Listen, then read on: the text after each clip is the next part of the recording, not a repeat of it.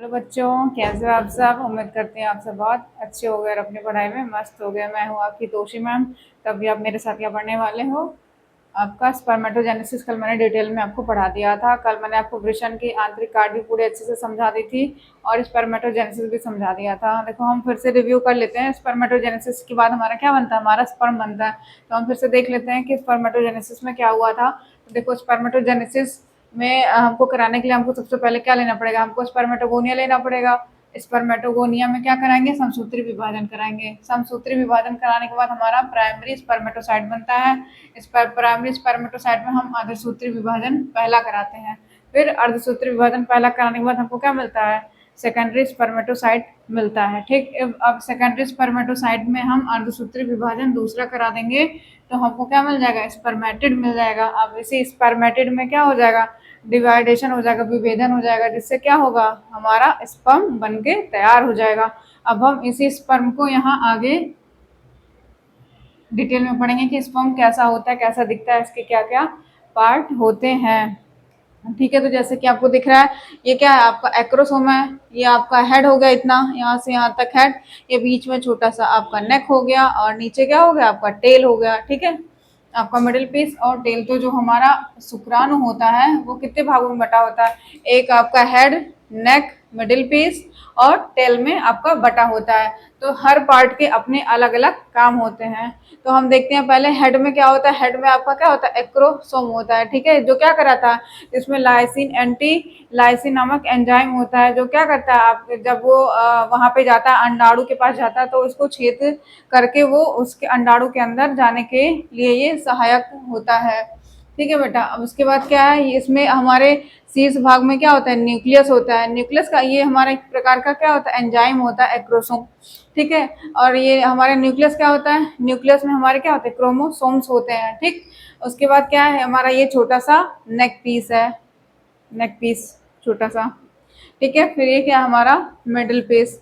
ठीक है, middle piece क्या है, इसमें ग्रीवा है और मिडिल पीस में आपका क्या रहेगा, माइट्रोकांड्रिया रहेगा। माइट्रोकांड्रिया क्या काम कराता है, जब ये तैरते हुए जाएगा योनि में तो इसको क्या करेगा, ऊर्जा प्रदान कराता है। कौन ऊर्जा प्रदान कराएगा, आपका माइटोकॉन्ड्रिया ही सबसे मेन रोल निभाता है। ये क्या कराता है, आपके ये इसको पूरी बॉडी को वहां तैरने के लिए ऊर्जा देता है। आपके स्पर्म को वहां पे आपके योनि में तैरने के लिए, वहां तक जाने के लिए, अपने गंतव्य स्थान तक पहुंचने के लिए यही होता है जो उसको ऊर्जा प्रदान करता है। और ये क्या, ये हमारा टेल होता है, जिसके द्वारा क्या करता है, शू शू शू वो तैरता हुआ इधर से उधर जाता रहता है। तो ये सबको समझ में आया।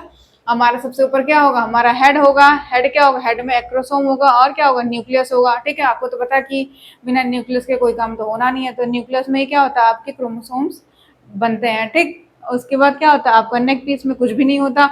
आपके मिडिल पीस भी मेन होता है। क्या होता है, इसमें माइटोकॉन्ड्रिया होता है। माइटोकॉन्ड्रिया को हम क्या कहते हैं, ऊर्जा का पावर हाउस कहते हैं। ठीक है, तो ये क्या कराएगा, आपको तैरने के लिए ऊर्जा देगा। कौन ऊर्जा देता है, आपका माइटोकॉन्ड्रिया ही ऊर्जा देता है। ठीक, अब ये क्या है, टेल है। टेल हमारा तैरने का काम कराएगा, किसी भी मीडियम में वो तैरेगा। ठीक है, हमने पढ़ लिया। अब देखो शुक्राणु की संरचना तो हमने देख ली। अब ये देखो क्या होता है कि 60% स्पर्म को नॉर्मल सेफ साइज होगा तभी क्या करेगा, वो वहां तक इसको होना जरूरी है, नहीं तो ये वहां पार्टिसिपेट ही नहीं कर पाएगा। क्योंकि मैथुन के समय कितना 20 से 30 करोड़ शुक्राणु हमारे स्खलित होते हैं। जब मैथुन होता है तो हमारी योनि में 20 से 30 करोड़ शुक्राणु स्खलित होते हैं। तो इतने सारे शुक्राणु होंगे तो कम से कम 60% शुक्राणु का शेप और साइज कैसा होना चाहिए, नॉर्मल होना चाहिए। ठीक, जबकि 40% को अगर वो शेप साइज नॉर्मल नहीं भी है लेकिन फिर भी क्या होना चाहिए, उसको तैरने आना चाहिए। क्योंकि जितना तेजी से फास्ट रनिंग होनी चाहिए एकदम, जो जितना ज्यादा फास्ट रनिंग करेगा, जो जितनी जल्दी आपके ओवा के पास पहुंच जाएगा, वही क्या करेगा, जाइगोट बनाएगा। तो इसको कम से कम 60% को तो शेप और साइज में नॉर्मल होना होगा, जबकि 40% को क्या करना होगा, वो सिर्फ तैरने लायक भी रहे तब भी काम चल जाएगा कि वो। लेकिन उनको क्या होना चाहिए, फास्ट रनर होना चाहिए। फास्ट फास्ट कम से कम उनसे रेस तो लगा ही सकें, एटलीस्ट इतना हो ना, सका सूरत में अच्छे हो लेकिन रेस तो लगा के जीत जाए। ठीक है, तो कैसा होना चाहिए, उनका शेप साइज भले ही ना सही हो लेकिन वो रनिंग, उनके पास पैर तो होना ही चाहिए कि जिससे वो क्या कर पाए, वहां तक उससे वो क्या करे, रन कर पाए। ठीक, अब इसके आगे हम देखते हैं। तो दोस्तों देखो, अब हम देखने वाले हैं कि सीमन कैसे बनता है, सीमन बनने में क्या क्या चीजें यूज होती हैं। तो जैसे कि आपको पता है कि सहायक ग्रंथियां कौन कौन सी होती हैं आपकी, शुक्राशय, प्रोस्टेट ग्रंथि और काउपर ग्रंथि। मैंने आपको काउपर ग्रंथि का और क्या नाम बताया था, आप लोग कमेंट में बताना मुझे काउपर ग्रंथि का दूसरा नाम क्या होता है। ठीक है, तो उसमें क्या क्या चीजें मिल गई हमारी। पहले तो आपकी सेमाइनल वेसिकल्स मिल गई, और क्या मिली, प्रोस्टेट ग्लैंड मिली, तीसरा काउपर ग्लैंड, ठीक, जिसको हम क्या कहते हैं, बल्बो यूरेथ्रल ग्लैंड कहते हैं। उसको हमने कैसे याद किया था कि जहाँ पे हमारी काउ होती है वहाँ पे क्या लगाते हैं, हम बल्ब लगाते हैं, तो उसी को हम क्या कहते हैं, काउपर ग्लैंड या बल्बो यूरेथ्रल ग्लैंड। ठीक, अब हमने क्या देखा कि हमारा जो सहायक ग्रंथियां होती हैं, सेमाइनल वेसिकल, प्रोस्टेट ग्लैंड और काउपर ग्लैंड, ये सारे मिलकर क्या बनाते हैं, आपका सेमाइनल प्लाज्मा बनाते हैं या सुक्रिय प्लाज्मा बनाते हैं। इस सुक्रिय प्लाज्मा में जब मिलता है क्या, शुक्राणु, जो हम अभी पीछे पढ़ के आए, उसमें जब शुक्राणु मिल जाएगा तब उसको हम क्या कहते हैं, सीमन कहते हैं, तब उसको हम वीर्य कहते हैं। तो वीर्य में क्या क्या होना चाहिए, देखो आपका ये सुक्रिय प्लाज्मा होना चाहिए जिसमें ये तीनों चीजें होनी चाहिए, ठीक, और उसके बाद प्लस शुक्राणु मिलना चाहिए, तब हमारा क्या बनेगा, वीर्य बनता है। तो वीर्य में आपको कितनी चीजों की जरूरत पड़ती है, सहायक ग्रंथ की और प्लाज्मा की। तो सहायक ग्रंथि प्लस प्लाज्मा मिलकर क्या बनाते हैं, वीर्य बनाते हैं।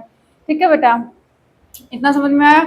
अब देखो, जो हमारा सेमाइनल वेसिकल होता है या शुक्राशय होता है, उसमें क्या क्या चीजें होती है, उसमें 60 से 70% आपका क्या होता है, फ्रक्टोज होता है, कैल्शियम होता है, और क्या, प्रोस्टाग्लैंडिन होती है, और वे एंजाइम्स होते हैं। ठीक है बेटा, तो ये सारे क्या होती हैं, ये आपके सेमाइनल वेसिकल में अकेले यही पूरा 60 से 70%, ये दोनों कम कम होते हैं। देखो 60 से 70% तो आपका क्या होता है, सिर्फ शुक्राशय ही हो रहा है, सेमाइनल वेसिकल ही हो रहा है। जो कितना परसेंट है, 60 से 70% तो अकेले सिर्फ यही है, और ये आपका प्रोस्टेट ग्लैंड और कॉपर ग्लैंड तो उससे कम ही आ रहा है। तो इस 60 से 70% में आपका क्या क्या होगा, फ्रक्टोज, कैल्शियम, प्रोस्टाग्लैंडिन, ये सारी चीजें आपके सेमाइनल वेसिकल में होती हैं।